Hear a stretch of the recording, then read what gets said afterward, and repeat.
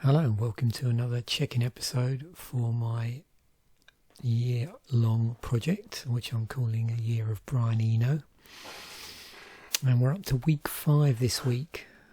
I decided this week to mainly focus in terms of things that I was interested in looking up as a result of the diary was artists that were mentioned.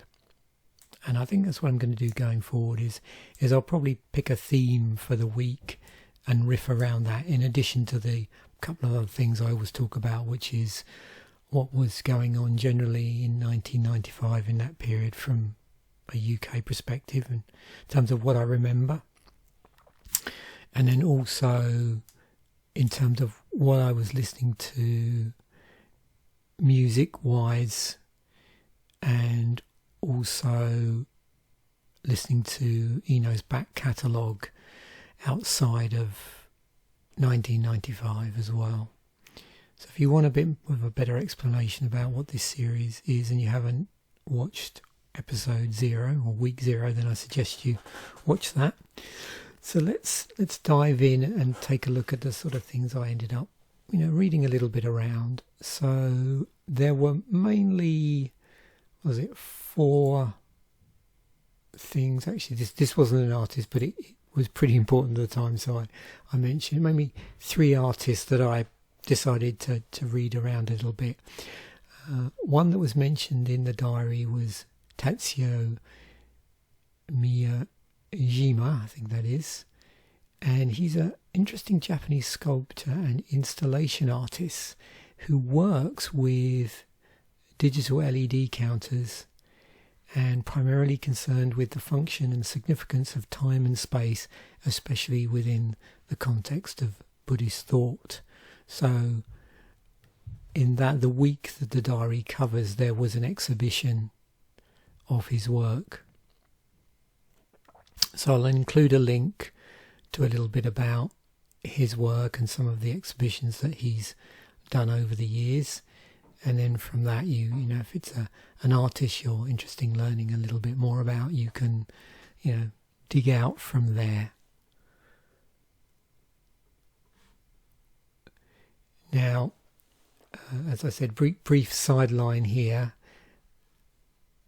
On the 24th of January, the opening statements of the Simpson trial. The reason why it comes up in the diary now, which is about a week later from this, where I am in the diary, is, and it doesn't mention it in the diary, from me researching, they were starting to do like a weekly roundup of the trial on top of whatever coverage they were doing in the UK, but a weekly roundup of the trial on BBC Two. So my suspicions are that's why it mentioned in the diary about him seeing it on the TV. It could be part of the ongoing coverage, but my suspicions are it's probably specifically that roundup, which was, I think, a lot of people tended to watch in the UK. I'm not sure, I can remember at the time, but I'm just not sure how much coverage was going out day in, day out. Anyway, back to some more artists that are name checked.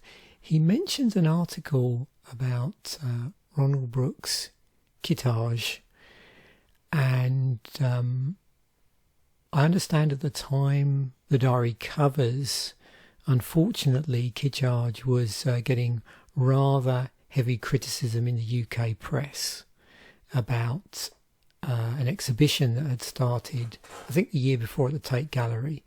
The reviews were really bad. The press were really savaging him, and as a result, actually, sadly, his wife died around that time, and he sort of blamed the hounding that was going on to her demise. But he ended up actually moving away from the UK, away from London, and back to, I'm assuming, the States, which is where was he born originally? Yeah, the States. So he did move back. He spent a lot of time in London over the years, but that basically forced him away. And in the diary, it just briefly mentions about an article in one of the papers. For the next one, I did a bit of digging, and I'm assuming I've got the right artist. There's a mention in the diary about Towering Inferno, and it's not the film. And at that time, in 95, this particular artist, so if we move over here, Ruth Blees, Luxemburg, is a German-born British photographer. Her technique is to take photographs at night, mostly exploring the urban landscape. She's a tutor at the Royal College of Art. And this particular photo was from 1995. So I suspect there was an exhibition around that time of her work. And the other reason why I wanted to mention this is if you recognise it, if you're a music fan and you're aware of the Streets, which is essentially Mike Skinner, it was used as a cover art for the debut album Original Pirate Material. So yeah, I've made a bit of a leap there in terms of what the significance of mentioning the Towering Inferno is in the diary, because it's not clear at this point in the diary, but my guess is it's probably that. There's a sort of overlap here with the Royal College of Art, which I know Brian Eno was involved with. So that's my thought on that. All of these links, as I always say, I'll include in the description section of this video. Now, I'm just going to briefly go through some of the events of the year 95 that sort of line up with the week I'm currently reviewing. So January 31st was the Mexican peso crisis, when US President Bill Clinton evoked emergency powers to extend a $20 billion loan to help Mexico avert financial collapse. Did I have that up twice? Yes, I did for some reason. Film-wise, I don't remember seeing any of these films that came out around this time. So, yeah, this week's episode, which is week 5, I'm covering the period from the 29th of January to the 4th of February. Now, I do notice that In the Mouth of Madness by John Carpenter came out. I didn't see this film. A lot of John Carpenter's work, I watched a lot of his output from the 80s. I bought a lot of the films on, would have been VHS back then, that he directed. But In the Mouth of Madness was not one of those. But I became aware of this film again because I don't know how long ago it was, but he started to release some of his, or re-release some of his soundtrack work. One thing I liked about John Carpenter is he composed and played a lot of the music on his albums. Now, as a consequence of him releasing or re-releasing some of the music from different albums, I became aware of this awesome track. I'm not sure how much he played on it, but it's a track, the main theme to In the Mouth of Madness, and it's got this amazing guitar solo on it. And I actually stumbled across it when I was standing in a local record store over in Halifax in Nova Scotia, and it came on, and I went up. I know the people there fairly well. I went up and said, "What's that playing?" They said, "Oh, we're just playing the new this soundtrack album." And this was several years ago when I heard this, but yeah, I had to go home and track it down on Spotify. And it's well worth a listen. No connection to Brian Eno at all, but it did come out the same week as the diary, the same week as Where I Am in the Diary. And you can easily find this on Spotify. Track it down, In the Mouth of Madness.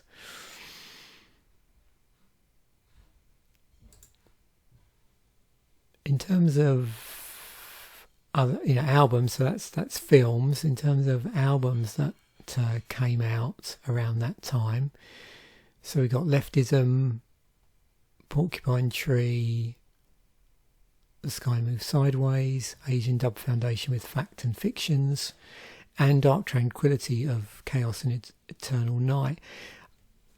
All of these, I'd listened to some Left Field at the time because it's being played on the radio. Maybe a bit of Asian Dub Foundation.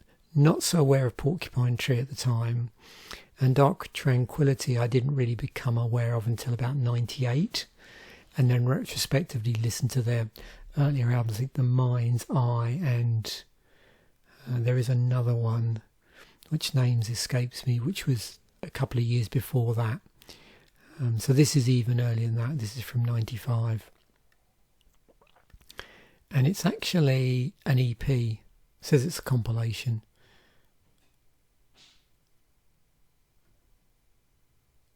And I suppose you could call it a compilation of EPs. Or a compilation of tracks. And then the sort of BBC music stuff, or the UK music stuff, this is probably the biggest thing around that time. So 1st of February, Richie Edwards, who was the guitarist of the Manic Street Preachers, just disappeared. He was reported as a missing person, but his body's never been found. He was 2008 was when he became legally presumed dead, but just disappeared. In terms of the charts for the week, this is the singles charts, and some of these we would have seen last week. They're still in here. There's a new entry by M&A. Not too familiar with them, although I did listen back to this. I've got another list that I'm including in the description. I don't mention the list too much, but basically what it is a list of every track. There was a new entry in the top 20 for 1995. I'm going through chronologically, and it makes interesting listening. And it does very much sound like the radio, because a lot of UK radio that we were listening to, that we had on in the background in the office I worked, you could bet they were playing new entries a lot. And so it gives you a really interesting listening experience to just listen to a playlist composed purely of stuff that was a new entry in the top 20. But that's what the singles charts looked like at that week. I'll just scroll down a bit so you can see the rest of the top 20. Then People had a new entry, and Perfecto All Stars, which was a remix of a track called Pig Bag, and I can't even remember. Oh, sorry, hang on. Was it the band Pig Bag? Yeah, anyway.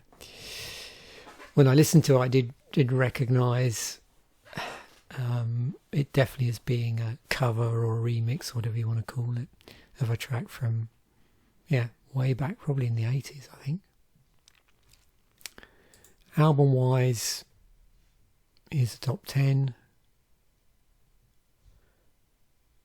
I probably mentioned both of these albums when I've gone through and looked at just the album releases as they've come out around that time. Ballads by Van Halen in the charts. You can see definitely, as I pointed out, heavy, Britpop. There's a bit of trip hop. Got the Cranberries when we moved down to top 20. Dookie by Green Day.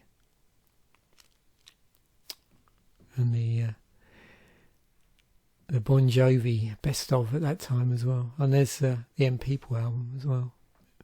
Bizarre Fruit. So I've updated the two of the playlists, and the one I mentioned about the singles, but the two that I mainly focus on, which is an ongoing list of Brian Eno's work outside of just 95.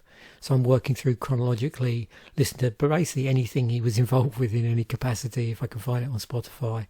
So this week I started off with Thursday Afternoon, and then went on to Hybrid, which is a collaboration album. He produced, I think this was the Carmel album, but I think it's only one track on there that he produced. I also include a link to the Wikipedia entry as well, all about his work. He did he's done through his lifetime, so you can check and find out exactly where he contributed for these. Also, John Hassel album he was involved with that came out, Power Spot.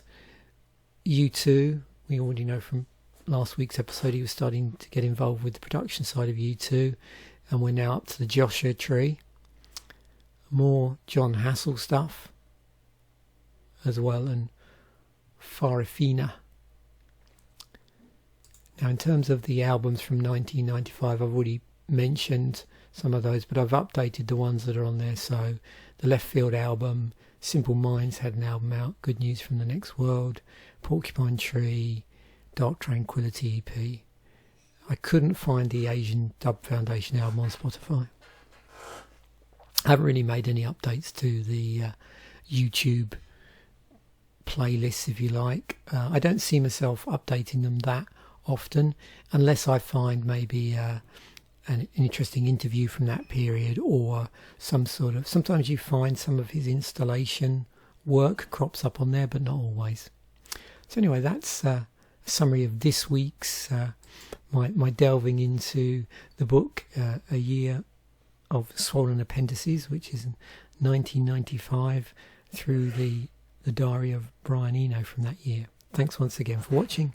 Bye for now, and I'll catch you in the next episode.